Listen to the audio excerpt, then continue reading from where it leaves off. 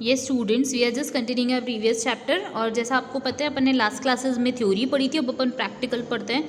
सो question number 2 से start करते हैं। क्वेश्चन नंबर 1 थोड़ा सा सिंपल है, मैं 2 से आपको बता दी हूँ। तो so taking into the price, सबसे पहली चीज़ हमको जो इंडेक्स नंबर निकालना है वो सिंपल इंडेक्स नंबर भी हो सकता है, चेन बेस्ड इंडेक्स नंबर भी हो सकता है। तो अपन सबसे पहले जो सीख रहे हैं वो सिंपल इंडेक्स नंबर सीख रहे हैं। तो formula for simple index would be कि आप करंट ईयर की इन्फॉर्मेशन जो है आप एक पर्टिकुलर बेस लोगे और उस बेस ईयर से आप क्या करोगे, कंपेयर। जस्ट अज्यूम आप 10th क्लास में थे, अज्यूम कि आप तो 10th में थे ही सही, ठीक है। तो हम 10th ईयर से आपको कंपेयर कर रहे हैं कि अच्छा 10th क्लास में थे तो कितने परसेंट लाए, 11th में कितने लाओगे, 10th से फिर कंपेयर करेंगे कि 9th में आप कैसा पढ़ते थे, 10th से कंपेयर करा अपन ने, ठीक है। तो जब अपन कंपैरिजन करते हैं एक पर्टिकुलर ईयर से, एक पर्टिकुलर बेस ईयर से, तो वो कॉमन मेजर होता है। तो यही पढ़ने वाले हैं अपन सिंपल इंडेक्स नंबर में।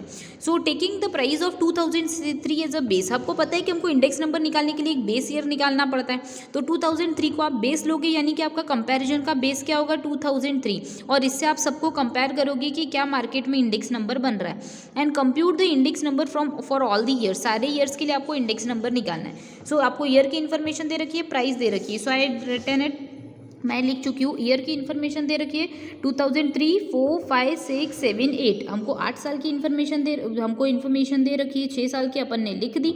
अब प्राइजेस बता रखे, तो 2003 में प्राइस थे 80, 2004 में हुए 100, देन 90, देन 1110, 130, 210।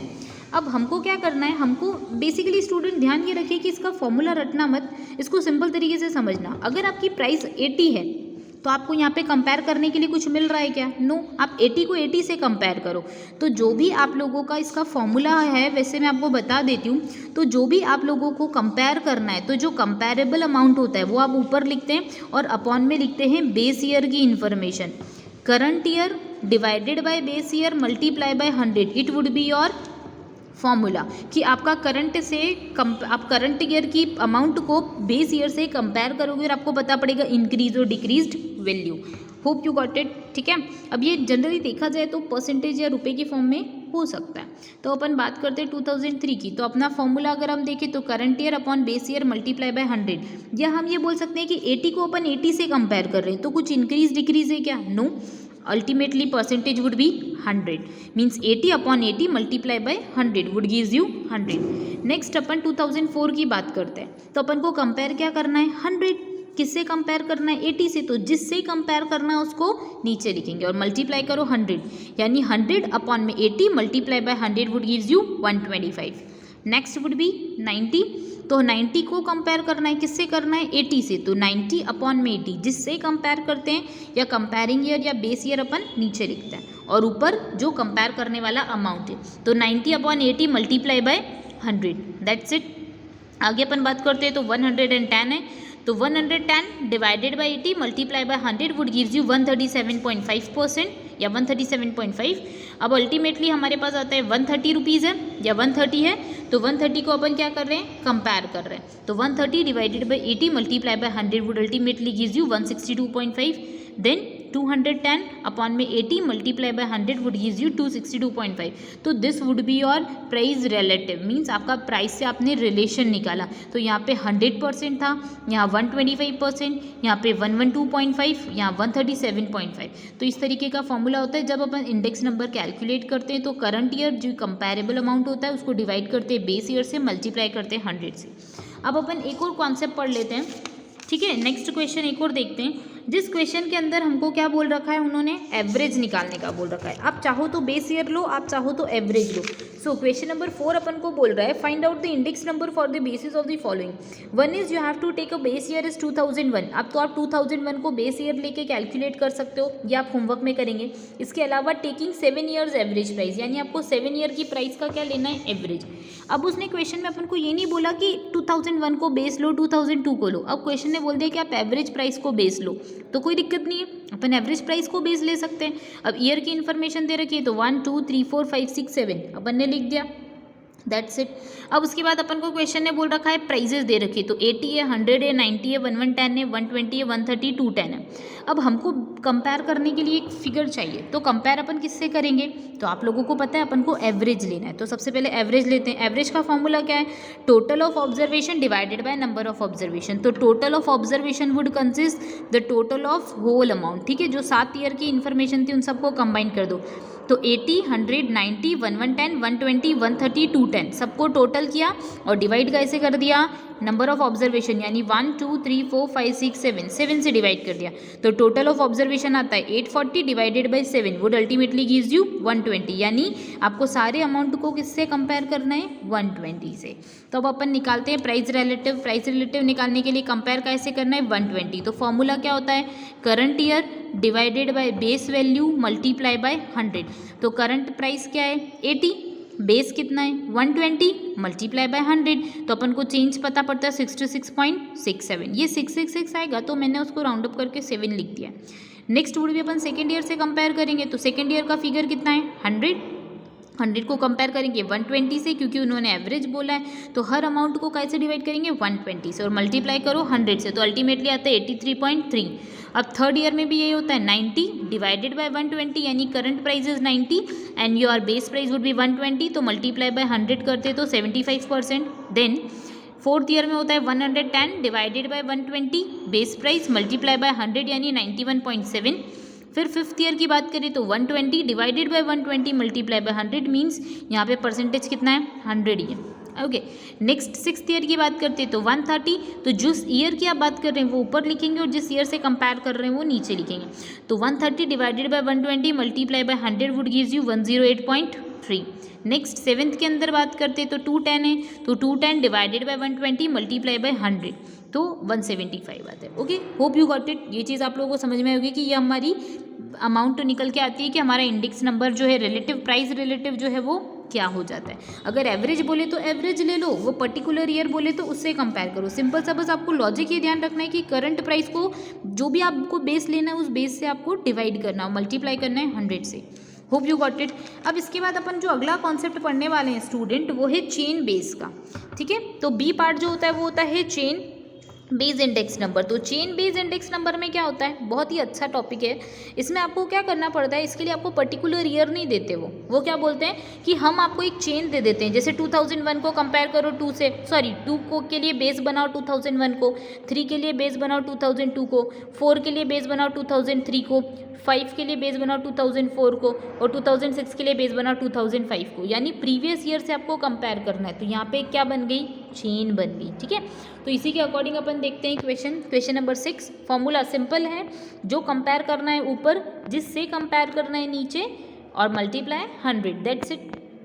तो अब लिख देते हैं वैल्यू, क्वेश्चन देख लेते हैं। तो क्वेश्चन नंबर 6 चेन बेस के बारे में बताता है। तो 1 2 3 4 5 6 ईयर्स की इन्फॉर्मेशन थी। तो 2001 2002 से लेके 2006 लिख दिया, प्राइजेस लिख दी 240 300 288 360 480 420, दैट्स इट। अब हम बात करते हैं चेन प्राइस की। तो चेन यानी कि आपको पता है चेन जो होती है वो कनेक्टेड होती है, प्रीवियस से नेक्स्ट, प्रीवियस से नेक्स्ट, ये ना, तो हमको वही ध्यान रखना है। सबसे पहले हम बात करें 240 की। तो 240 के लिए तो कोई प्रीवियस ईयर है ही नहीं, तो अब अपन क्या करेंगे? 240 को 240 से कंपेयर करेंगे। तो 240 यानी current price divided by base price multiply by 100। Formula वही रहेगा, current divided by base multiply by 100, C/B multiply by 100। ये ब्लर हो गया, 1 मिनट, है ना। Okay, that's it. ठीक है, तो 240 को 240 से कंपेयर किया, मल्टीप्लाई 100 से किया, तो अल्टीमेटली कितना आ जाता है? 100।